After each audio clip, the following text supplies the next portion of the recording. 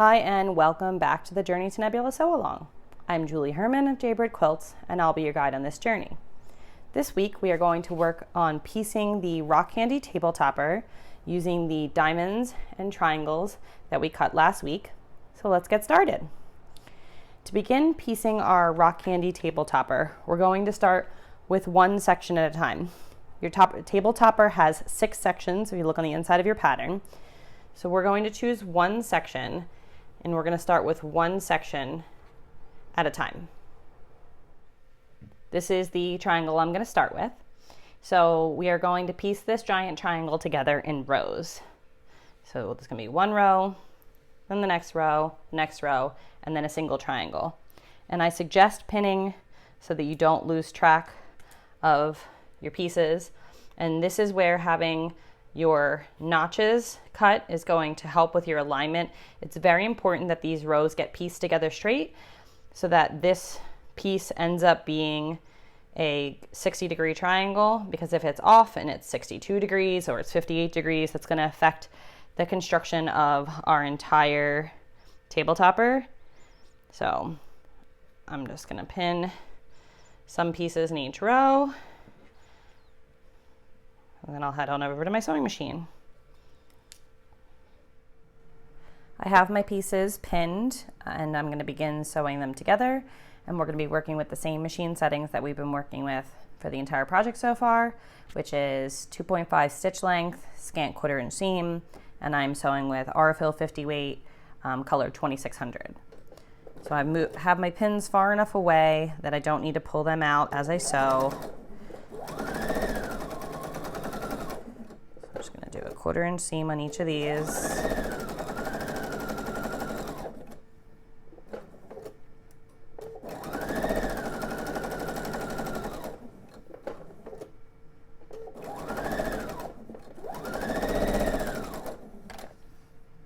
And then what I'm going to do is take them apart, and I'm going to use my seam roller to roll my seam, and I'm going to refer back to my picture and make sure I line everything up right and continue sewing until I have my rows completed. As I was piecing these, I rolled my seams open with my seam roller, but now it's time to go ahead and press them with an iron before I begin to sew the rows together. And this project is one where it's very, very important to press your seams open, because there is no possibility of nesting them. If you look at the way they go in opposite directions when you go to put your pieces together, and if you have them pressed to one side, it's gonna yield a lot of bulk, which is going to make it extremely difficult to piece together accurately and with a flat seam. So what we're gonna do is pin and sew those two together and these two, and then we'll finish the piece. And here our notch corner is going to help us align, and then the point of our triangle is going to go onto the dog ear of our other triangle. So we're going to line that up, and if you double check, you'll see they'll be off by 1/4 inch where the seams are, but 1/4 inch in is where they are needed to match up. So if it's something you've never sewn where there's opposing angles like this coming together, it's going to look a little weird, because usually you want to match that seam up, but it's actually 1/4 inch over so that the points will line up. So focus on lining up that point and lining up this notch. And then this triangle, we're going to line up the notch and the point. We're going to sew those 1/4 inch seams. I just finished sewing those 2 seams. So now I'm going to press those open. Just going to do it with my finger real quick. And then I'm going to use my heat resistant stiletto or iron finger to help me keep the seam open, but not get my own finger too close to the iron. I'm going to give it a good press. And then let's get our other one open. And as I've mentioned before, I generally do use steam. I don't have it on for the video because it can get loud, but I am generally a fan of steam. All right, so let's flip these over and see how they look. Looks great. Almost perfect. Doesn't need to be exact, but they line up really well. You'd have to get up super close to tell they're not exact. And now, same process, we're gonna flip this one and we're gonna line up this notch here and line up the point here. Sew this seam. I lined these up over at the pressing station and brought it over to my sewing machine. You can choose to pin this. I choose not to. Personal preference, and I just like to be able to kind of double check things. So just scan, same 1/4 inch, and then this triangle will be complete.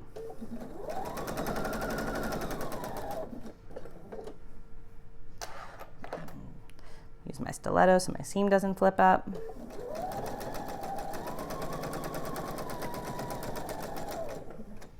Now that I have my first large pieced triangle complete, I've returned it to my design wall, and I'm going to work on my next one, and then I'm going to continue that process until I have completed all 6 of my pieced triangles. I've now completed piecing together each of my 6 large triangles. So the next step is to sew them together, these 2, and then add this one, these 2, and then add this one to make 2 rows. So what we're gonna do is start with these 2 and put them like this. And this is kind of similar back to week 1 and 2 with Seaside, because we have the seams coming like this. So I'm gonna choose not to pin, and instead I'm just gonna sew my 1/4 inch seam, and I'm gonna do my peel up method. Here are my first 2 triangles, and as I mentioned, I'm not going to pin. I'm going to place them right sides together, and I'm going to use the peel method that we did in week 2 with Seaside. And you wanna make sure your seams are coming down if that's what you wanna do, because you can't do the peel method effectively if your seams are headed up towards the machine. Alternatively, you can decide to pin. So choose whichever method works best for you.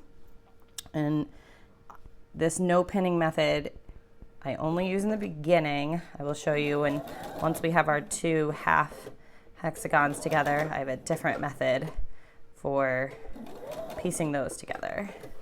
Get my little leader ender out of the way.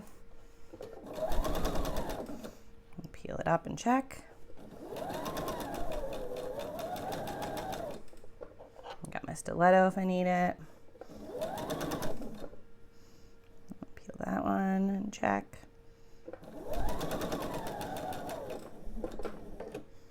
My seam's getting caught a little bit there, so I'm going to use the stiletto to fix it. And as you can see, I was a little bit off on sewing those 2 pieces together, but that's okay. I'm going to still get this to line up, and you'll never know because that'll all be hidden in my seam allowance. And I'm just going to get the end pieces to line up.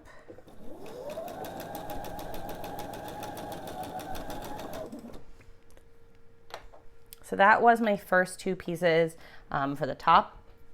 And now I'm going to take my first 2 pieces for the bottom. And since I want to do the peel method, I'm just going to rotate them around and do the same thing, which is right sides together and peel up as I go.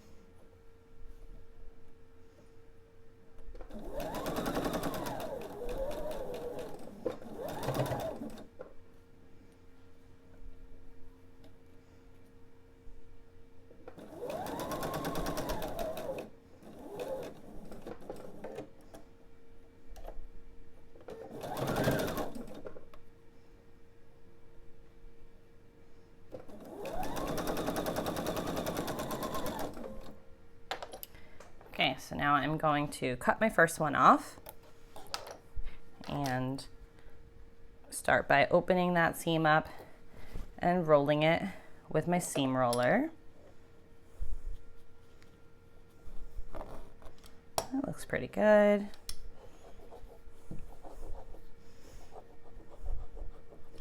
You can choose to get your iron out of this step, but in reality, I just need to make sure that this corner, that's the only one I'm going to be intersecting to get my next piece on. So I just want to make sure this one's pretty flat. So I'm just going to give it a little bit of extra love, and I'm going to now sew my 3rd triangle piece on. And after I get my 3rd triangle piece on, then I'm going to turn the iron on and do some good pressing. So just like if there was 2, we're lining them up And here at the bottom, this notched part is going to line up with this flat edge of the other one. So let me show you. So it's just going to overlap. So that when I sew this seam, the point of this one is inset 1/4 of an inch, so that when I sew my 2 halves together, it'll line up. So I'll show you that in a moment.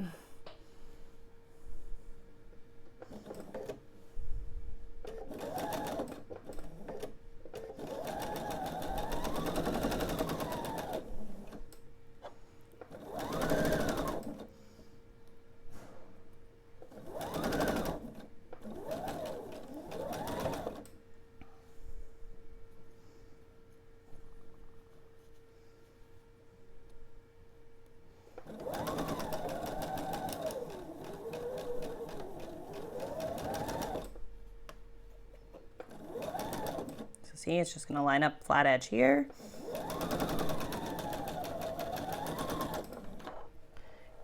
I'm going to cut the bottom half one off, roll this seam as well.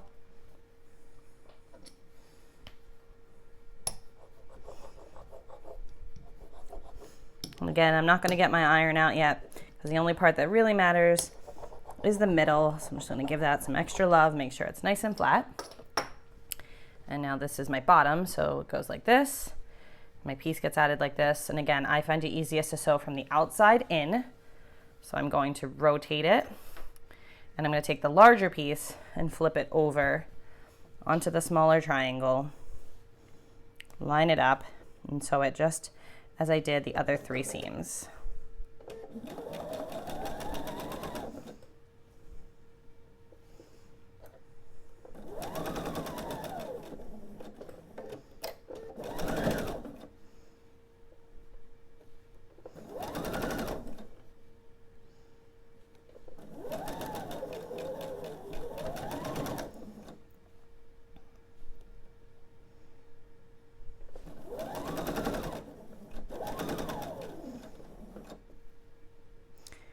And since we have the larger piece on top, it's the piece with the seam, but still the flat side will line up with the notch of my first diamond.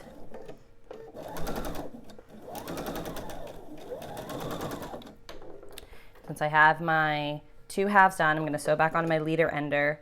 A lot of times, instead of using a little scrap, I'll work on another project and piece things together. It's a good opportunity to not waste thread. So now what I'm going to do is I'm going to take these over to the ironing board and I'm going to press them.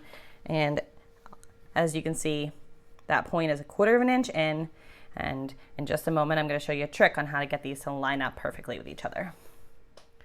I now have both of my halves pressed nice and flat, and my point for each of my center diamonds is 1/4 of an inch in. And I could just simply right sides together sew this, but chances of losing that point and not getting it to line up are high. And I'm sure you've had the same experience as I have, which is you go to sew a whole row of blocks together only to find out it's all shifted off by a little bit, and it kind of grows as you get down the row, and then you have to unstitch an entire row. So what I do instead is I focus on this center, because I know that's where people's eye is going to be driven, especially if you didn't use similar colors like I did. Normally I use scrappier. So what we're going to do is the hang pin, which we did a few weeks ago with Jawbreaker, I think. Yeah. So quick refresher is we're going to take a pin and we're going to put it at the intersection 1/4 inch in of exactly where the point of our diamond is. Then we're going to take the same pin and we're going to go through right sides together that point on our other diamond so that our pin keeps them lined up. So we're going to keep our pin hanging in here perpendicular. We're going to make sure it stays perpendicular to our fabric because if it moves one way or the other, the point's not going to stay lined up. So, and then we're going to take 2 other pins, and with that perpendicular, we're going to stick 2 other pins right on one side and the other side. So now our point is perfectly lined up. Now you might expect at this point that I would just sew the entire length of this piece, but chances are things might shift, and I really want that point to line up. It's the most important thing to me. It's where everybody's eyes can be driven. So instead, what I'm gonna do is I'm gonna sew about an inch, inch and a half right here to start. And then I'm gonna take my piece off and check to make sure everything is lining up the way that I want it to. So I'm just gonna start right here. I'll take that first pin out. Never wanna sew over your pins. Grab my stiletto, and I wanna go nice and slow, because even though I pressed open, there's still a good amount of bulk here. There is 6 pieces coming together, and I wanna make sure those points line up as best as possible. Take this pin out. Find my other leader ender to sew onto. Where do my snips run away to? Oh, here they are.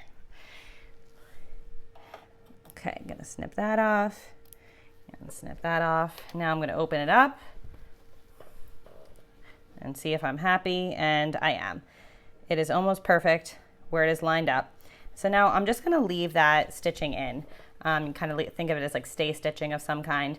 And I have 2 choices. I could sew now the entire length of this piece, or I can sew it in 2 parts. I tend to like to sew it in 2 parts. I find I have more accuracy, but you can do whichever method works best.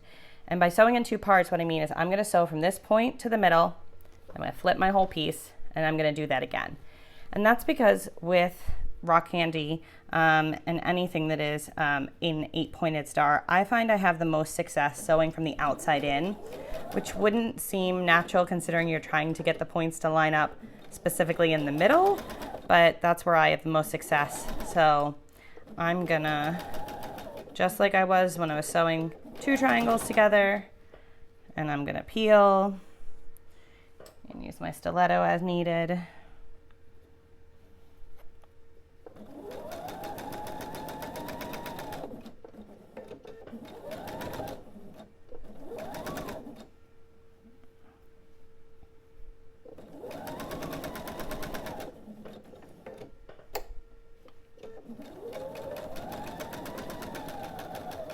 And I'm just gonna sew back onto my thread, a few stitches overlap, sew onto my leader ender, trim, and as I said, I'm gonna flip my piece and sew again back from the outside to the center.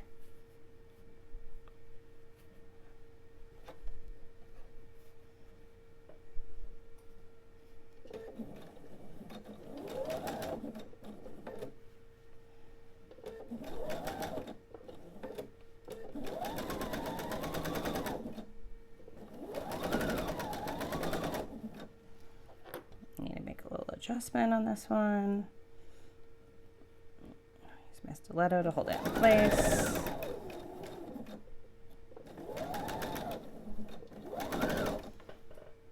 That one's looking pretty good.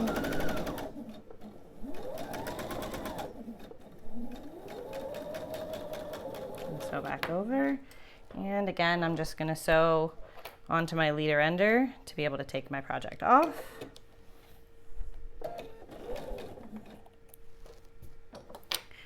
And I could head back over to the iron. This looks fantastic to press this, or I can just jump and start doing my borders, because my top and my bottom, which is where I start, are open, ready to go for my borders. So you should have 3 different length pieces cut, and we're gonna start with the shortest of the 3. And what we're gonna do here is right sides together on the edge of our hexagon. And I highly, highly suggest sewing with the strip down. This is gonna seem similar to when we did the borders to Jawbreaker. This is so that we can see the tips of our points here, make sure that we don't chop them off, and make sure that our seams don't flip, because we can use our stiletto. So just keep the single piece on the bottom. You'll notice it's a little bit bigger than it needs to be. That's on purpose, so you don't need to line it up exactly. And then we will trim the excess off. So I'm gonna just sew this 1/4 of an inch, and you can pin this piece if you'd like to, or you can just go for it.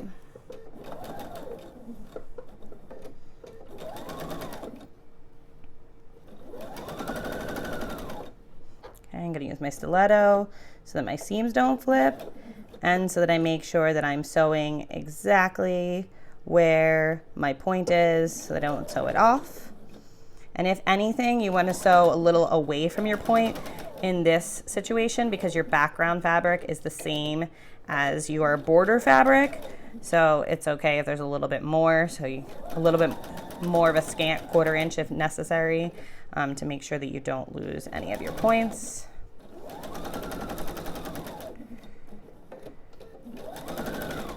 Now I'm going to repeat this process on the other side to sew on the next border, press. I now have my first 2 borders on and I've pressed everything. And I've pressed my borders out towards the border so the bulk goes out that way. And I've pressed my middle seam open. And my next step is I want to continue to add my borders, so I need to trim the ends of these. And there's 2 different ways. The one is with the Super Sidekick ruler, which what we're going to do is we're going to line it up here and here. So I'm going to use the dashed line that's about 1/4 inch in, because that's easy for me to see, and line that up there. And then I'm going to line up the edge of my ruler over here, and it may or may not be perfect. And if it's not, I want to default to this side a little bit. But we're going to get it as 60 degrees as possible, and then get our rotary cutter and trim that off. And then we're going to rotate to get the next piece, and we're going to line up again. I keep turning them right-handed, not left-handed. Sorry about that. So we're going to line up the dashed line here again, and line up this, and cut. Now if you have this Sidekick, it's smaller, so there's not as much to double check. So if you would like more of a double check, take out a straight ruler that you have that has a 60-degree line. Some of them are at the end, some are in the middle. Just find your 60-degree line and line up your 60-degree line on the edge of the piece, the border piece that you sewed, and your straight line where you need to cut. Line it all up. Cut, and then turn. And again, so here's my 60. So I'm going to line up my 60 line on the outside of my border piece, and I'm going to trim that off. So now I am left ready to go to add my next border pieces. So I'm going to sew this one with a 1/4 inch seam up here, and this one with a 1/4 inch seam down here. So I'm back at the sewing machine to sew on my second border. And again, like I said, it's underneath. So it's going to start by sewing on my first border and then move on to my table topper. You could backstitch here if you'd like. Keep in mind you are trimming a little part of it off. You can also wait to trim the last couple pieces till after you quilt if you prefer.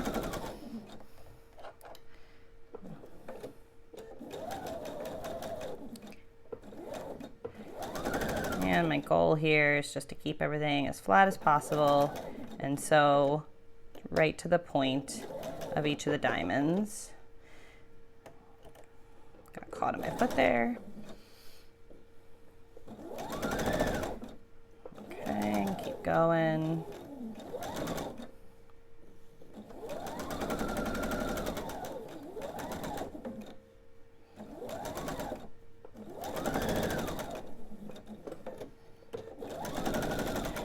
Now I'm going to repeat this on the other side, press those out, trim, add my final borders.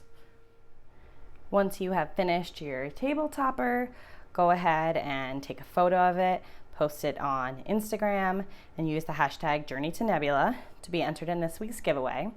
If you have any questions, leave a comment wherever you happen to be watching this video, and keep in mind that we also do have our community Facebook group, lots of people in there to help.